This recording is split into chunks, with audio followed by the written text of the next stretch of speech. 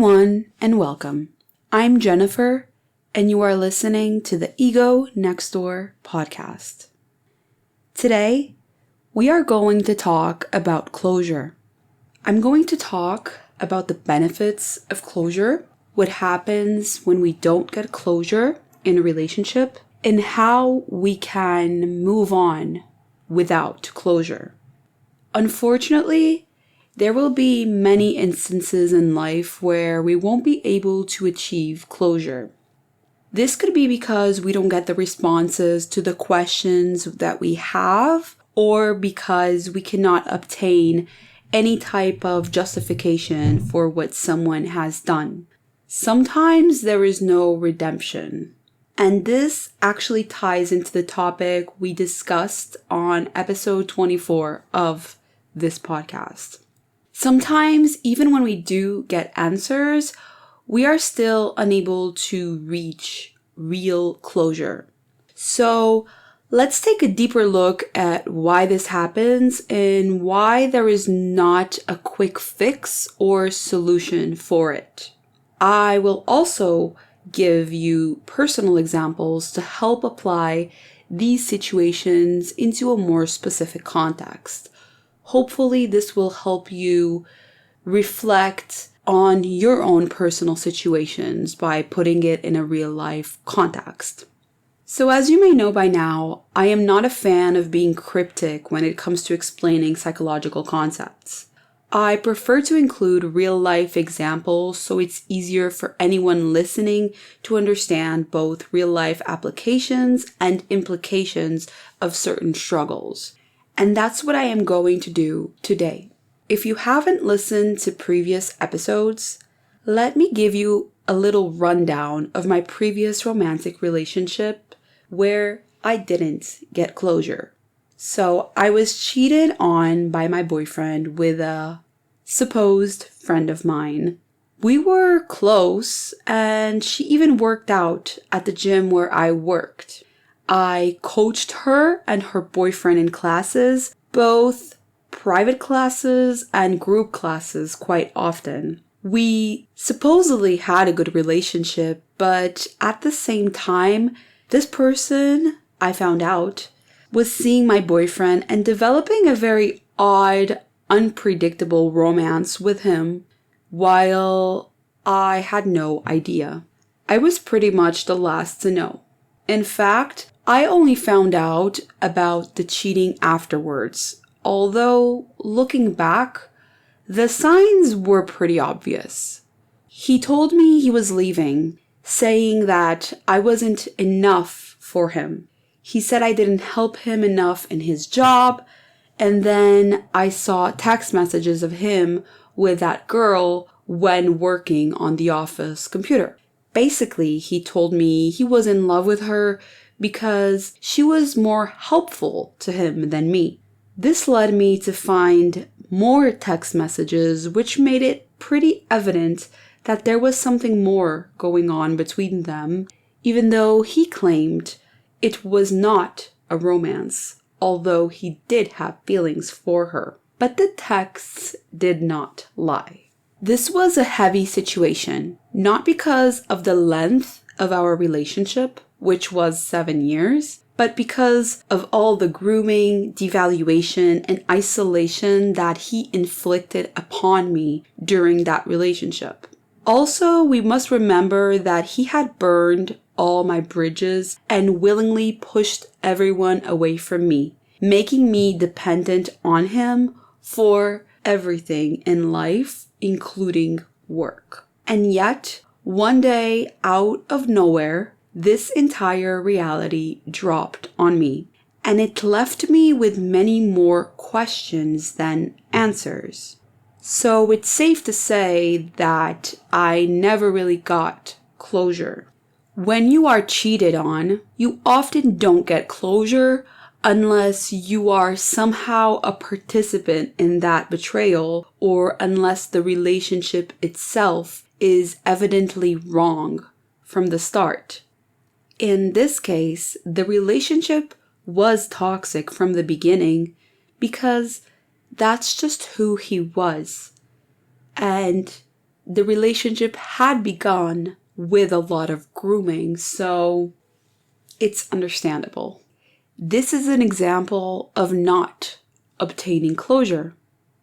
How does a person move on from that? Well, one of the ways is to understand what happened to you and acknowledge how it affected you emotionally, even if you didn't want it to affect you as much as it did. Another way is to engage in self-compassion, which has been shown to aid in healing after traumatic events through emotional regulation. Yes, it is sometimes believed that self-compassion can be making excuses for oneself and avoiding facing facts, even self-incriminating facts. However, in this case, self-compassion actually means facing what happened to you without turning that awareness into self-attack, shame, or emotional isolation, which is tempting, especially if you are coming out of a relationship that was manipulative, abusive, and authoritative. This means that self-compassion is not avoidance, but corrective emotional learning, teaching your nervous system how to regulate distress in ways it may never have learned in unsafe or invalidating relationships. Another personal example I can give you from a more family-driven end of relationship situation is the following. The person involved was my mother's sister, who acted as my friend. She stuck by me, supporting my decision to run away from my parents, and shared many secrets about my mother, which just confirmed to me how toxic she really was. But months later, I realized that she was actually using me. Not because what she said about my mother was not true, it was, but because when I left my house, I ended up giving her my house keys. She insisted that she would help me clean up a bit since I was going to sell the house. She convinced me that it was bad if the house still had things in the drawers, so she would help organize and put things aside to return to me, since I could not go to my own house. But instead, she took everything. She pretty much swept the house clean except for the furniture and took things I specifically asked to be returned to me. She kept those objects. She took things she didn't really need, and after that, when I talked to her on the phone about how my mother was sabotaging the sale of my house and pursuing a smear campaign against me, she suddenly said that I needed too much support and she couldn't be there for me. She told me she needed time off from talking to me and that it was best if we stopped talking for a while. Essentially, she ended what I thought was a friendship. It was a decision that I respected and accepted, but it made me think, especially because she did all this the day before my doctoral thesis presentation. The last time we spoke was in 2023, and I never heard from her again. So eventually I decided to block her contact because honestly, this attitude made me doubt her morals and how safe it would be for me to continue being reachable to her if she ever decided to reach out again. This was a situation that hurt deeply. And to be honest, it still does. I never got closure. I never understood why someone would see someone in such a vulnerable state and then use them like that. One analogy I have for this is if you see someone lying dead in the street and you don't need to help them or cannot help them, but you still go over to them to see if they have a wallet on them, so you can take the wallet and whatever they have and still leave them there. In that moment, it's how I felt. It was the utmost betrayal especially because I suspect she actually became friends with my abusive mother. And this would not be surprising in hindsight. It seemed more convenient for her to be friends with my mother than to stand by me, because I left, but my mother is pretty much her neighbor. And so this is another example of a relationship where closure was never achieved. Although the person told me she needed time and that she would stop talking to me, she never gave any justification for her actions. She didn't acknowledge that she used me in a way and was an active participant in making me hate my mother even more and resent my mother even more, and then disappeared just like that. And these are just two personal examples, but I'm sure many of you might now have been able to come up with your own examples that have popped up in your mind after hearing my own. And that's exactly the point of sharing these personal examples. It's to bring light to personal stories of your own experiences so you can address those things that hurt you in the past, things that have not been addressed, and things that you might not even have realized affected you. Because that is exactly what happens with a lack of closure. Sometimes we carry these things through life as a burden, and we don't realize how much they are bringing us down until we address them and acknowledge their existence. And closure is often about that. It's not about getting closure from the person or having a polite farewell.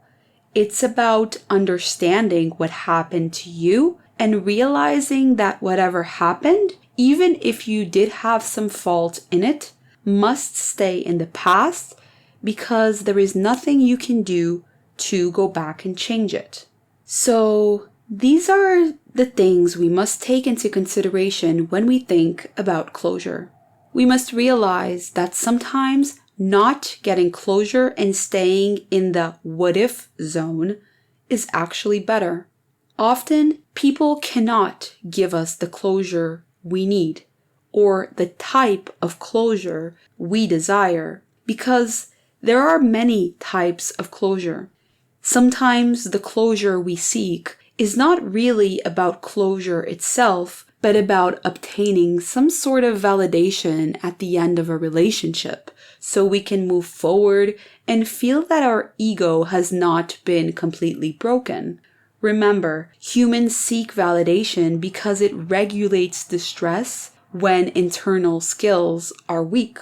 In fact, psychological research on emotional regulation shows that when feelings like shame and sadness are validated, people experience greater emotional relief than when they simply receive answers suggesting that what we truly seek is emotional acknowledgement rather than information alone.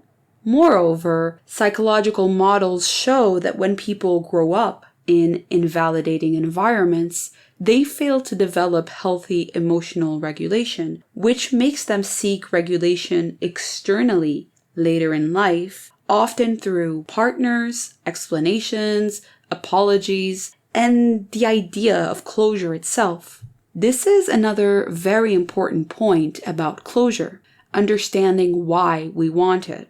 Just like when we discussed apologizing and redemption, understanding the motive is crucial. What is making us need closure so much that it is preventing us from moving forward and developing healthy relationships?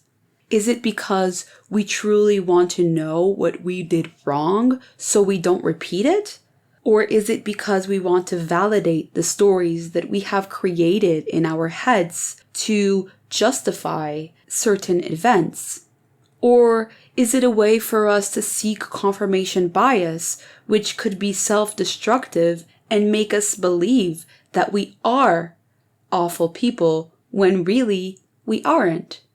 When we attempt to obtain closure from people who do not want the best for us, what happens is that we often receive that confirmation bias, where we are blamed and no accountability is actually taken for the relationship's failure.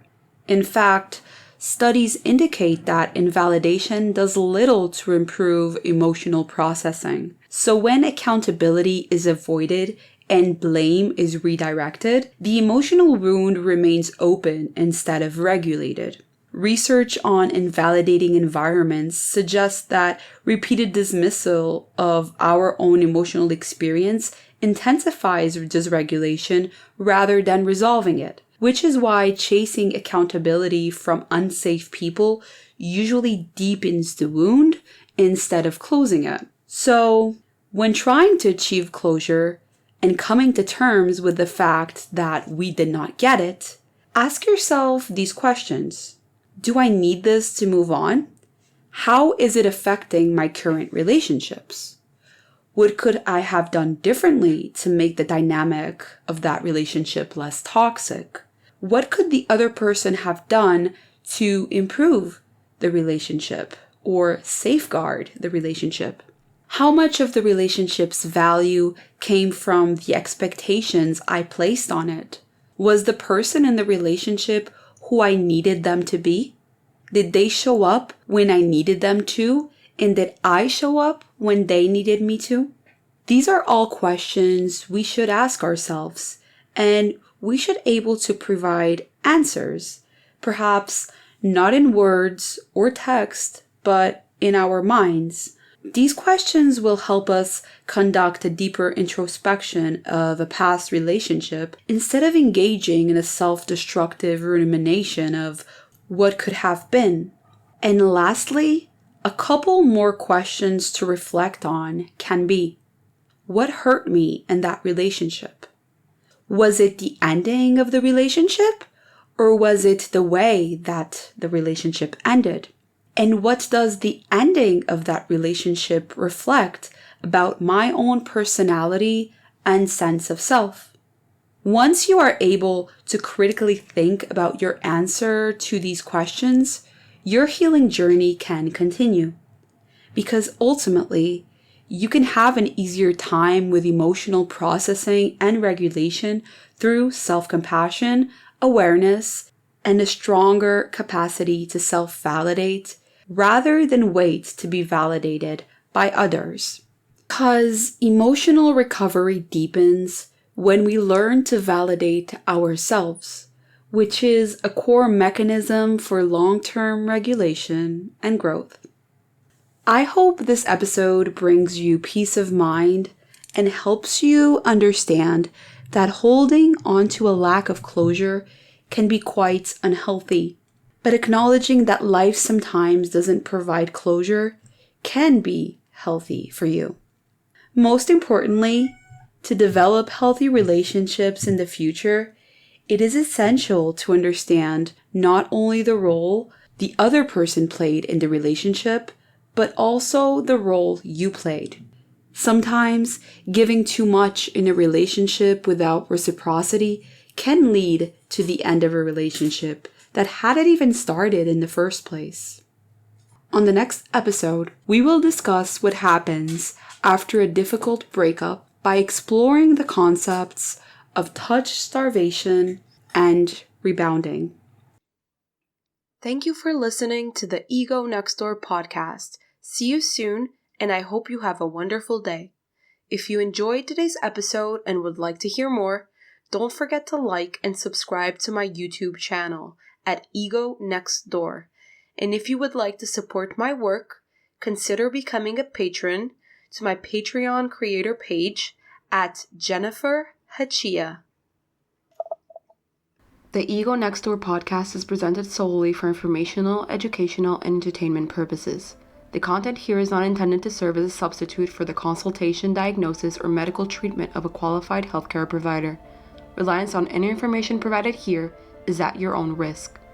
If you or someone you know is in crisis or experiencing suicidal thoughts, please reach out immediately to someone who can help right away. Call your national emergency services or go to the nearest hospital.